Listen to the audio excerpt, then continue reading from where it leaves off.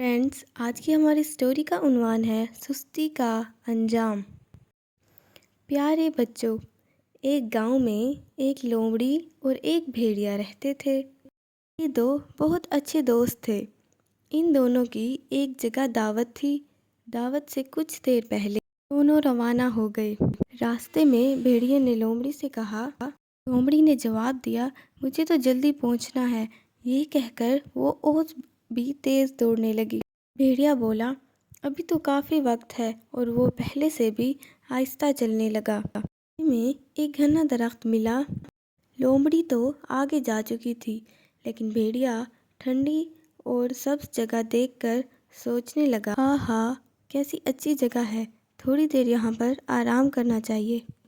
کچھ دیر آرام کرنے کے بعد وہ پھر روانہ ہو گیا۔ ابھی تھوڑی ہی دور گیا ہوگا کہ اسے ایک اور بھیڑیا مل گیا۔ اس نے سوچا کہ ابھی دعوت میں بہت زیادہ ٹائم ہے، کیوں نہ اسے دو چار باتیں کرتا چلوں۔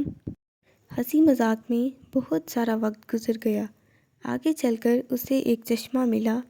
تھوڑی دیر اس کے کنارے آرام کیا اور پھر ایک اور بھیڑیے سے ملاقات ہو گئی۔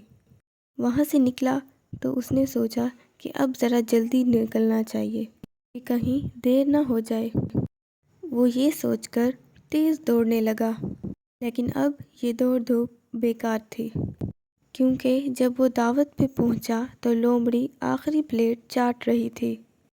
بھیڑیے کو بہت افسوس ہوا اور الٹے پاؤں لوٹ گیا۔ سستی اور وقت پہ کام نہ کرنے کا یہی انجام ہوتا ہے۔